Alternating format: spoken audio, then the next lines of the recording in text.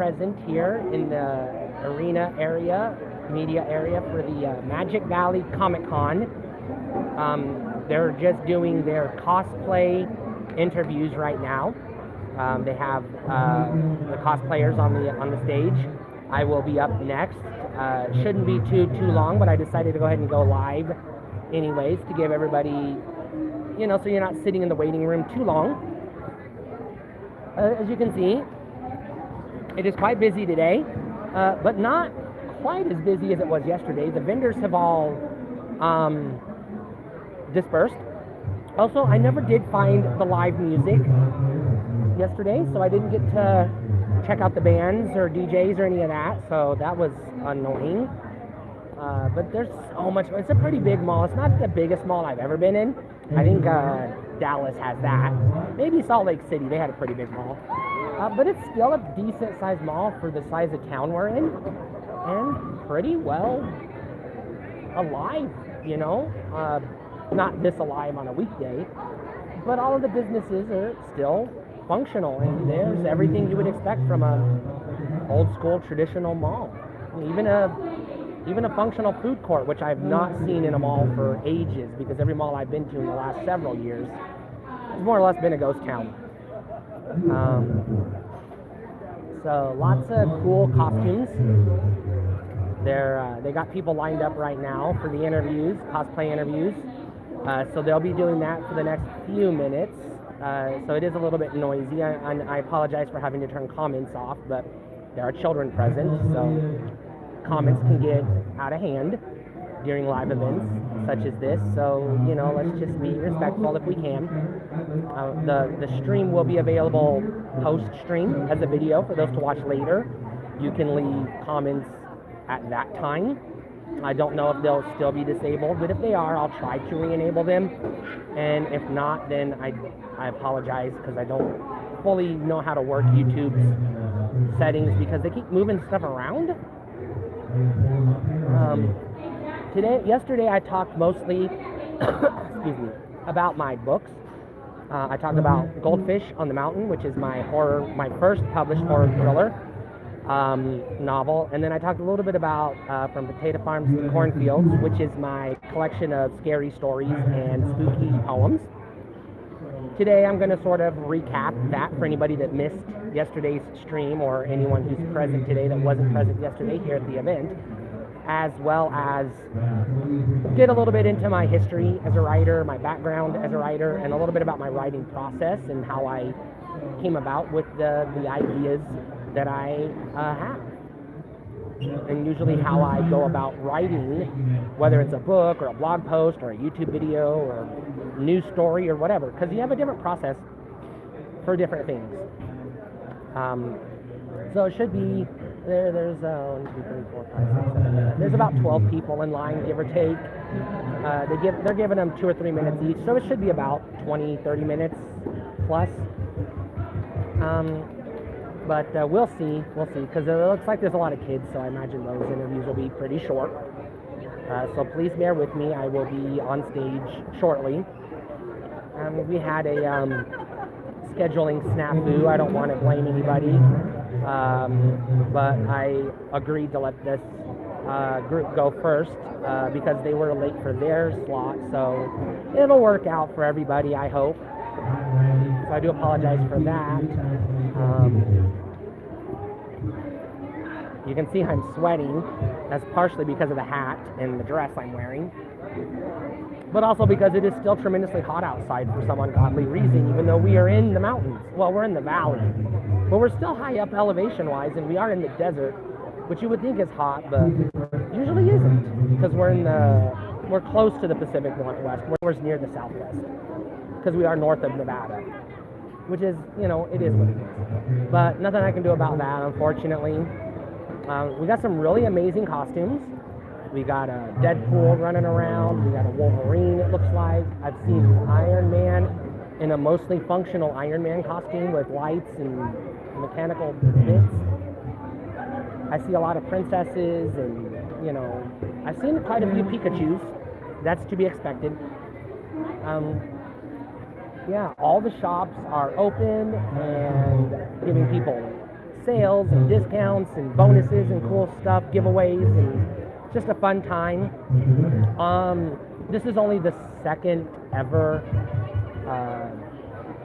I would say, convention that I've ever been to. The last one I went to was Retropalooza in 2019. This is a much bigger event than that, I'll tell you what. Even though that was in Fort Worth, Texas, there are more people here than there were in that event in Fort Worth, Texas. So kudos to the organizers. They really got the word out, and the community showed up to show their support for their local mall. So great for that. Great on them for that. So I had a gentleman who had agreed to let me borrow his selfie stick, but he seems to have disappeared into the crowd. If he shows back up, I'll talk to him again. If not, unfortunately I'll be doing this left-handed, which is fine. You know, I got a pretty steady hand. I was a cinematographer, you know, and a videographer, so, you know, they don't let you do that job if you don't have a steady hand.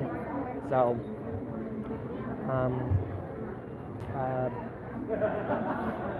yeah.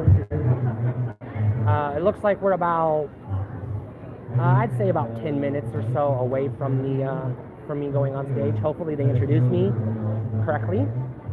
It looks like we have a devil mingling with Spider-Man. That's pretty cool. We got some anime-looking characters. A Wednesday Addams I can spot. I can't tell if that's a Jedi or a Sherlock Holmes. But there's quite a few people floating around. I don't recognize all of them. We got Mario about to walk into the scene here in 20-30 seconds or so. So I'll probably wave at Mario.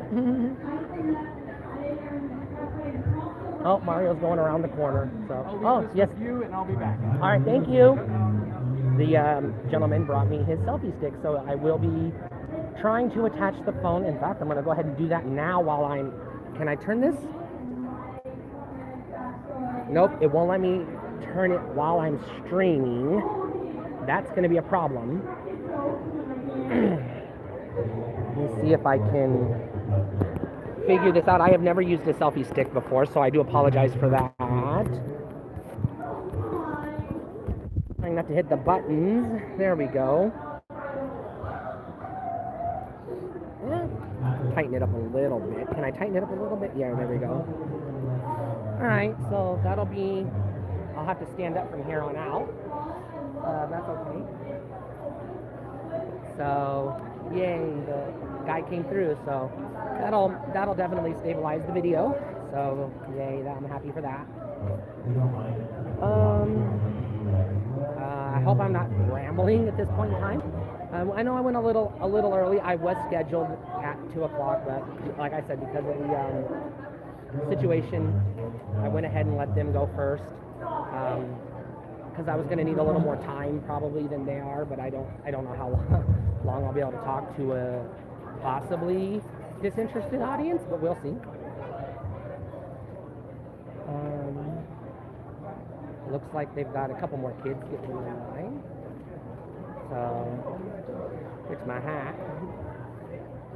Still sweaty, so I do, again, apologize for that. There's not a whole lot I can do about it because it's hot in here, and that is the sunroof right above me.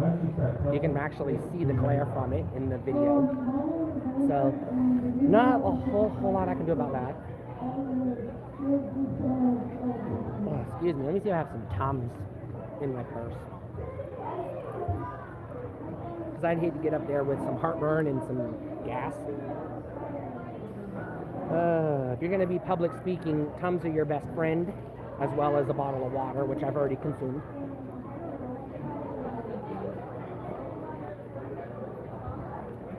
Especially if you're going to be public speaking when you happen to have social anxiety disorder, as I do, because it can cause tummy issues, which we don't want.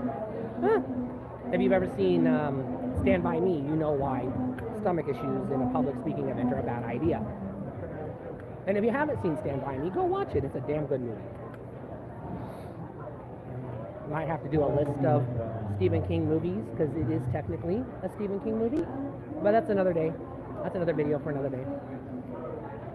So looks like they still got about 6 or 7 people in line, but they, like I said, most of them are young kids, so they should be pretty quick. So just bear with me, and I'll be online on stage here pretty shortly.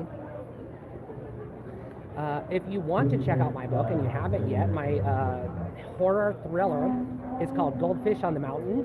You can find it on Amazon. You can also get it on Kindle and Kindle Unlimited if you want the ebook or the paperback. And my collection of short stories is called From Potato Farms to Cornfields. And the first half of the book is spooky stories, short stories, sort of an anthology type book. And the second half are just like spooky poems and reflections on life and stuff. I have a new book coming out. I want to mention it. It'll be out either in October or November of this year. It doesn't currently have a title. Well, it does have a title, but I can't say what it is yet because it isn't published. And I'm still getting the cover and the final finishing touches and editing and, you know, tweaking and making sure it's all reads correctly, and I fact check everything because it will be my memoirs. But that'll come out either October or November, so be on the lookout for that. Most likely, again, through Amazon because they're the easiest publishing house to go through, and so it shouldn't be too much trouble. If you're a friend of the channel and you happen to be a graphic artist and you want to help me design a cool cover for the novel, hit me up. Just go to my Twitter and send me a private message, StephanieBree22, and let's chat. Maybe we can come to terms. If you are a follower of the toy channel, Bree's Toys, I had intended on doing not a toy hunt like with intent to buy because I ain't got any money, but I was going to do a toy hunt through the scavenger hunt type thing through the vendors, because yesterday there were a whole bunch of vendors. Unfortunately, they appear to have skipped town on day 2. They're all gone. There's like a couple left, but they're just your standard mall vendors, you know, bracelets, mall stuff, I guess you would say. So nothing that I thought would be interesting for a toy channel. And if you're here from Horror Trans, obviously both of my books are horror in the horror genre. Goldfish on the Mountain is an adult themed horror book. And when I say adult, I don't mean like, you know, XXX, but it is, I would say NC-17. This is not an R-rated book, so reader beware. However, my short stories, From Potato Farms to Cornfields, I would put those in the young adult PG-13 category, if they were films or film equivalents. So more age appropriate for younger readers. As y'all longtime viewers know, I traditionally smoke in my videos, so this channel is not kid friendly. I just don't, you know, I mean, they've got YouTube for kids. They don't need my, you know, channel. They've got their own thing. They go watch PewDiePie for all I care. But yeah, I want it to be, I don't want to say family friendly, because obviously that would be a stretch, but I do try to keep things raw and honest, and I feel like that's my shtick, mostly because I was a journalist for so long, and I'm just conditioned not only to tell the truth, but to do my best to get the facts straight. But also, as you know, I'm very opinionated, and I am very willing to express my opinions, even strongly, strongly worded, or with strong language from time to time, which I will not be using in this stream because it is a public event and there are children present. So if you're used to that and you're like, why isn't she dropping F-bombs? That's the reason why. So it looks like they're getting close to wrapping up. Oh, we got a dinosaur with a princess. That's pretty cool.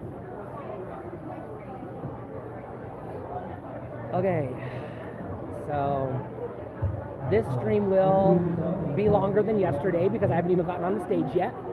That should be coming soon. I do not know how to adjust the length on this thing, so unfortunately I won't be sitting down for this one. But that's cool because I like to move anyways. You know, that's part of my being bipolar. I have the zero attention span. And other tics and quirks and things of that sort that make me twitchy and nervous and fidgety. Things are getting, oh, there's a Ghostbuster, and he's got a working proton pack. Well, lights.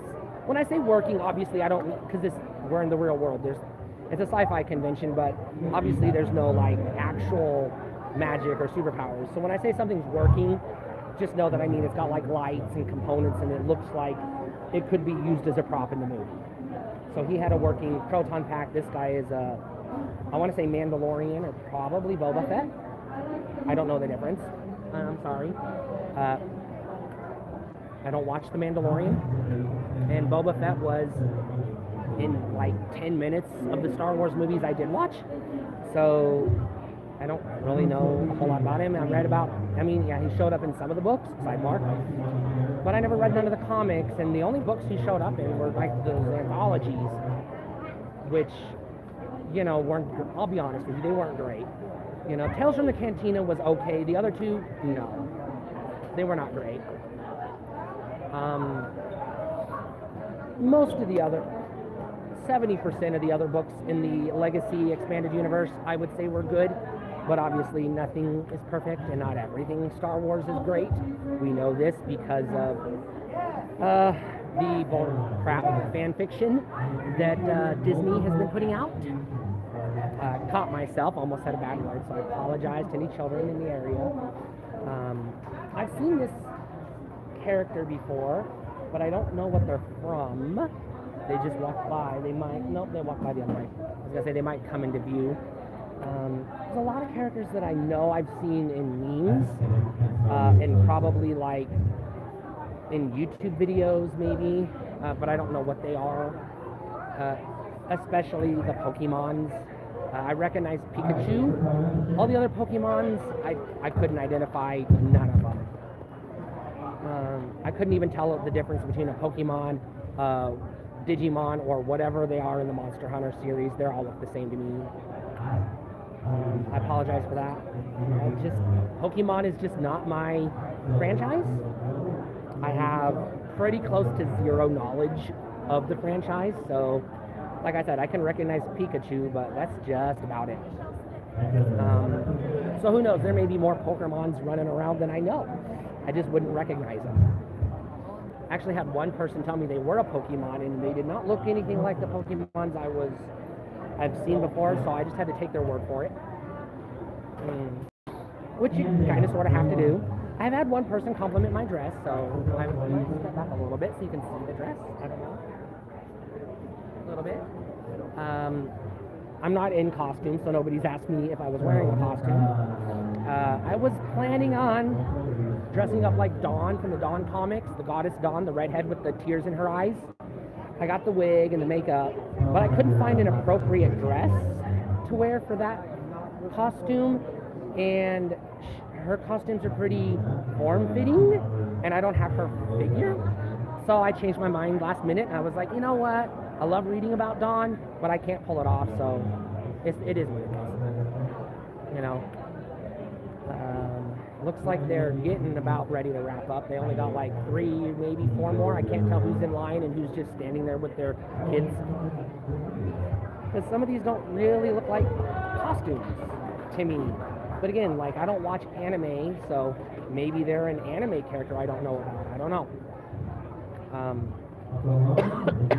I wouldn't recognize them.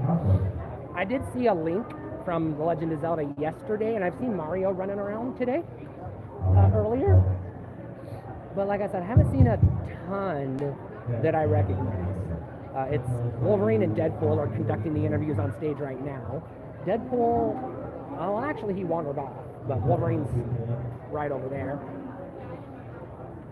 So he's pretty cool. I did see some mimes earlier today, which I thought were cool. True story, I actually took a class in mime because I used to be a break dancer. I used to do some popping and locking and some, back spins and head spins and all that good back flips and stuff back in the day. You can't tell by looking at me because I'm over 40 and out of shape now. But back in my teen years, I wasn't athletic back then by any stretch, but I was in a lot better shape than I am now. So I'll admit to that. But, I went to work for Pizza Hut for almost 10 years, and you can't work at Pizza Hut and not get fat. It's just the laws of physics. That's a lot of calories. And they're giving you free pizza, you're not going to say no. I mean, I'm not going to say no to free pizza. Honestly, don't know who would. I mean, not even a vegetarian, because they have vegetarian and gluten-free pizzas. Well, I don't know about the gluten-free. I guess you could say no cheese. That would be technically gluten-free. Anyways, I have, outside of the Wolverine, I haven't seen any other X-Men characters. I haven't seen any, I've seen the Iron Man. I haven't seen any other Avengers or Marvel or Fantastic Four characters. And I've not seen a single DC Comics character, not even a Harley Quinn or a Batman or a Joker or nothing.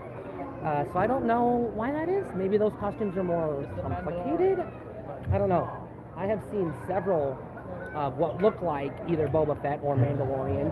I'm going to assume Mandalorian just because they look similar, but again, I couldn't pick one from the other in a lineup because they look identical to me, which is why I do not own a Mandalorian or a Boba Fett action figure, because I'd be afraid that I would end up buying the wrong action figure.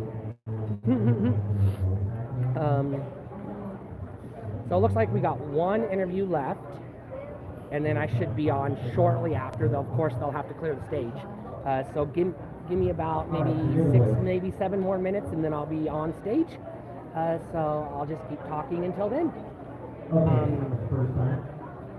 This mall is the mall I grew up with, growing up in, I mostly grew up in Jackpot, Nevada, which is on the border of Idaho and Nevada, so I spent a lot of time shopping at this particular mall back in the 90s.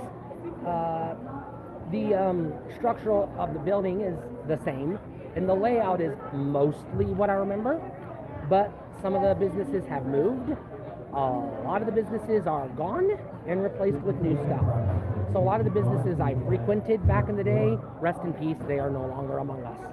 Sam Goody, Fans, Mr. Rags, they're all gone, and I don't see them coming back. Especially Sam Goody, because we know what happened to Sam Goody. We don't have to talk about it. Oh yeah, we used to have a Walden Books and a KB Toy Store too. Those are also gone. We still have the software, etc., but it has since been rebranded as GameStop because, they all have. And the Radio Shack is also gone, and so is the Payless Shoe Store. So, and the Shopko, but Shopko, if you have any other department store, you shopped there. Shopko was for people who didn't have access to anything else. So they're not missed as far as I'm concerned. I'll just go to Target because they're tremendously better. By the way, all these opinions are my own. This video is not sponsored, although if you wanted to sponsor me, hit me up.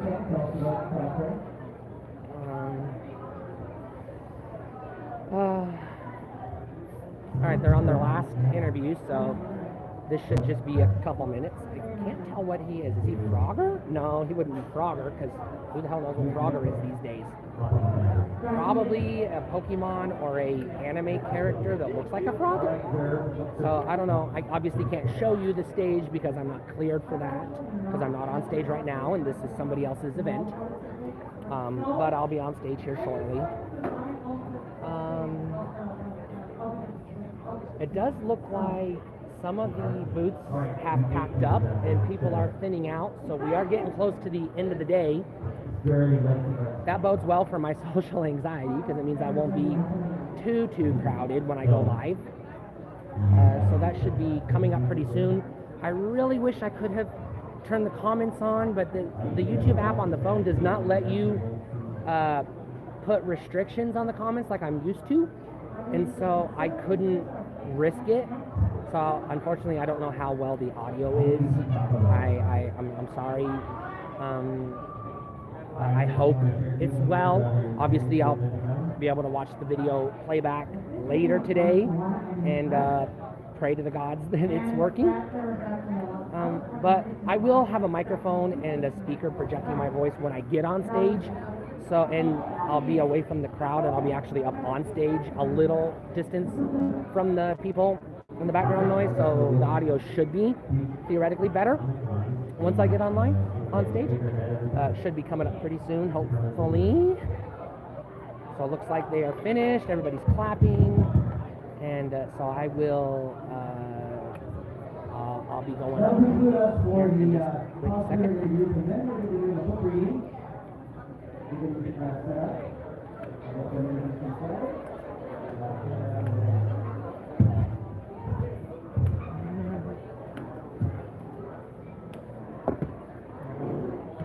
I don't know how to adjust this, so I'll be standing. Oh, you're going to stand? Okay. Yep. Mm-hmm. Then the mic is all yours. Awesome. Thank you. You're welcome. Hey everybody, that was Wolverine. Everyone say hi, Wolverine. He's pretty cool. He's one of the X-Men. My name is Stephanie Bree. I'm a local journalist and author. I published 2 books. I worked in the news media business for 7 years, and I have several YouTube channels and podcasts and things of that sort. Yesterday I came on stage and I talked about my horror novel, Goldfish on the Mountain, which you can find on Amazon or Kindle, ebook or paperback. Today I'm going to talk briefly about my second book, which was a collection of short stories. The book is titled From Potato Farms to Cornfields, because I grew up here in Idaho, but I went to college in Nebraska because, you know, they got a good school there, especially if you're studying filmmaking, which is what I studied. Because the University of Nebraska is a top-tier school. And so I had a lot of fun doing that. So my novel, like I mentioned yesterday, it took me 11 years to write, and that's partially because, you know, I was a full-time writer working at a newspaper and then working in the television business. So I didn't really have time to write every day because, you know, when you're sitting at a desk writing for 8 hours, you don't want to go home and write for 2 more. So it took me a long time to get that book finished, but the second one really didn't take that long because it was just a collection of short stories, and it really only took me like 3 months to put it together. So a couple of things I wanted to talk about today was, one, my time in the business, because I do have a lot of experience in the professional writing business, not just as a staff writer, but also as a freelancer. So, you know, people would like to learn how to get into the business. I actually do have good tips for you. And as a transgender woman, I am also a member of the Trans Journalist Association. I'm not a founding member on the board, but I was one of the first members to join. And I am friends and colleagues with a lot of people on that board. And we do advocate for transgender issues and journalists in the media and freelancers. So I also have a lot of experience in that regard as well. So getting into the news business is a lot easier than people think it is, especially if you go to the local newspaper, because most of them, well, for one, they're hurting for content because the newspapers are dying, but also because a lot of local newspapers just want somebody with a local flair. If you have any background in writing, high school diploma is usually sufficient. You don't usually need a college education. It helps if you do. Getting into television's a whole other beast. But again, local news isn't that difficult. You know, a pretty general degree in journalism or mass communications will get your foot in the door. And the way I went about it was I was freelance photographer, so I was doing weddings, and, you know, I was also a DJ, so I was doing school dances, proms, etc. And through that, I, you know, networked, because that's how you're going to get into this business, is you have to network. And I met a man who was another videographer who happened to work at a TV station, and he got me a job interview.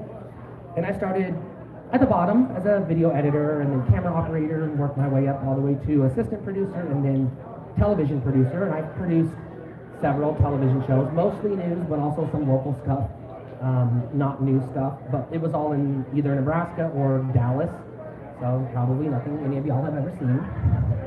And then I got into doing videos, YouTube, podcasts, and then music videos. I produced a music video for a professional wrestler who goes by the name of Sam Houston. He is, if you don't know who he is, his brother is professional wrestler Jake the Snake Roberts. So I got to meet him as well.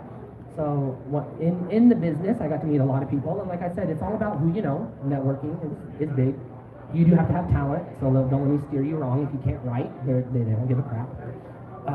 Now, writing fiction and writing news are not the same thing, which is one of the reasons why, like I said, I didn't want to get off work from writing news all day long to go home and write fiction. But one of the things I like about writing freelance is, one, you set the deadline. If you say, I'm going to need 6 months to finish this project, then you got yourself 6 months. And if the deadline comes up and you say, you know what, I need another 2 weeks, then you give yourself 2 more weeks. But if you're working at a newspaper and they say you've got 25 minutes to get this story done and you're not done in 23 minutes, your story does not go to print. Unfortunately, that is just the way it goes. And the sad thing is, we all know about the news business. It moves extremely fast today in our 24-hour news cycle, so a lot of things slip through your fingers, and that is kind of a problem, but we're not here to talk about that. Now, as far as publishing goes, I do have a lot of friends in the publishing business. I'm not going to name names because I wasn't clear to, but I will say that you have 2 options if you want to get a book published. The first option is the traditional way: get an agent, submit it to publishers, and see who buys it. And the second method is the self-publishing route, which has been made tremendously easy through Amazon Kindle's program, which is what I used. The reason I chose the Amazon program instead of going through a traditional publisher, even though I had a publisher I will not name who was interested, I wanted more control. It wasn't really about the money, because if you're an independent freelance nobody, you're not going to sell that many books. So you're not doing it for the money, you're doing it for the love of the craft. I'd love to sell books, but you know, it is what it is. And obviously, freelance writing is a totally different beast because you have to do the work yourself, which means you have to identify the publication that you want to write for. You have to not only submit your proposal, your pitch, for what the story should be, whether it's a magazine or a newspaper or a blog or whatever. You got to say, hey, I think you would like this. But you also have to give them a sample of your writing and your credentials, and you have to make a bid. And you got to say, I'm worth this much money, and they either say, I like your work, but you're not worth that much, or I don't like your work, and you're not worth that much anyways. By the way, they never give you what you pitch. So always bid high, and higher than you'll accept, so that when they do come down, they'll get closer to what you're willing to do it for. Otherwise, you're going to get underpaid, because a lot of news journalists, websites, and blogs, and web newspapers will try to get your content for free if they can. So definitely don't let that happen. Now, as far as writing, my writing style, like I said, I've written blogs and magazines and television, news, websites. I've written for radio stations, commercials, music videos. It's all different, but there's 2 things you always have to keep in mind. One, breathe. You have to remember to catch your breath and just, look at the paper, know what the assignment is, and have an idea what you're going to do before you sit down. And the second thing is always proofread before you submit anything, because you're going to make mistakes. And if you don't catch those mistakes, they might reject your work or send it back for a revision anyways, which means that's even more work, and you might miss deadline, which means they're either not going to print your story or they're going to print it tomorrow when it's no longer newsy, which is not fun. As far as fiction goes, I did study writing in college, fiction writing and things of that sort, creative writing, and I take a totally different approach to fiction than I do news writing, because news writing, you don't have time to think. You just got to write and get it done. You have time to proofread and then send it to the editor and pray to the gods that it goes well. Other than that, fiction writing, I take 2 approaches. If I'm writing a novel, I will take the traditional outline approach, where I'll list out the major plot points, who I want the characters to be, their backstory, a roadmap from A to B to C, and then just sit there and write in a linear fashion, page 1 to page whatever, and get to the end. If I'm writing a short story or I'm writing fan fiction, I'll take a completely different approach. When writing fan fiction, I just pretty much sit down and whatever pops in my head, I write. And I don't do any proofreading in fan fiction because it's fan fiction. It's not something I can publish legally, so it's just for me. As far as short stories or episodic fiction, I do not use the outline approach because, again, you don't know what's going to happen in episode 15 when you're in the middle of writing episode 3. So usually in that regards, what I like to do is more of I'll do like a cluster, just write down a whole bunch of ideas on the paper and then just start circling the ideas I like and connecting them with lines and see what connects and then turn that into a rough sketch and then go from there. Writing for magazines, I don't have to talk about because magazines are past tense. They're all gone. So you won't be writing for magazines because there aren't any left. The ones that are left are just basically Instagram on paper. They're just photographs. So there's no more writing there. Writing for television I can't get too into because, like I said, I mostly wrote for news. And the other stuff that I did write about, I signed non-disclosure agreements when I left those companies, so I'm not legally allowed to talk about my work, at least in this context, without getting their permission, which I didn't have time to do. But I will say, television does have deadlines, just like, well, we're going to set news aside, but we're talking about television like entertainment or, like special interest kind of television. They do have deadlines, but they have looser deadlines because, like a magazine, some of your newscast, you've got, if you go to work at 3 p.m., you've got to be on air by 5 p.m. You've got 2 hours to get your stuff together. If it's a weekly show, you've got a whole heck of a lot more time because, you've got 7 days to put it together. Now, if you go on air on Sunday, you should have the show written and done by Tuesday, so you can do prep and interviews and post-production and stuff by, Friday, because then they have to, insert the commercials and everything else and get it into the system. And so when writing for that type of show, basically my approach was, just like with news, you look at the rundown and you see what's important, what's relevant, and then you stack the show based on most important first, and then you just go down the list. And then you talk to the other people on the show and you flesh it out. I don't have experience writing for fiction television. I wish I did. And I do have friends in the comic book business, which I'm negotiating with some people behind the scenes to get into the comic book business, freelance as well, possibly, but that's down the road. But I don't have any advice for anybody in that regards, unfortunately. Just like anything else, and when it comes to writing, just do it. Just write and submit your stories to whoever you want them to be. And the biggest thing is don't be afraid to walk into a publisher's office if you have the means and access to do so, and introduce yourself and wait for somebody to come out into the lobby and get your foot in the door. That's how I got my second job in the news business, when I just walked into a newspaper and I said, "Hey man, you looking for help?" And he's like, "Actually I am." And I'm like, "Well then I'm here, let's get going." And after a 30-minute chat, I had a job. So, the biggest thing is just like any job, don't be afraid to apply, especially when it's your dream job. As far as writing goes, it is a craft, which means there are, rules that you need to know about, obviously, grammar, spelling, prose, things like that. You're going to learn that in school. You're not going to get that from a mall like this.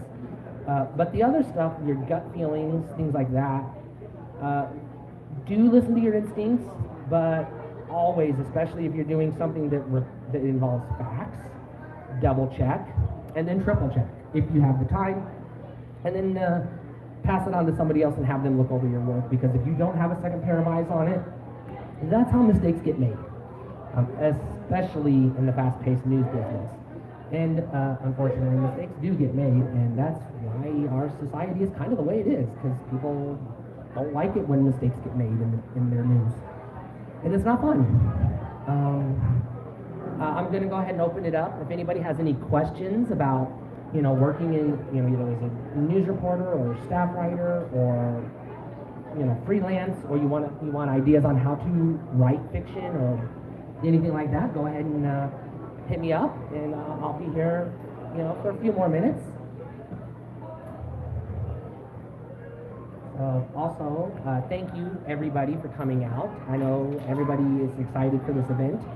I'm having tremendous fun, and I know a lot of people are having fun as well. So I guess that's all I have. So everybody, thank you for being here, and stay cool.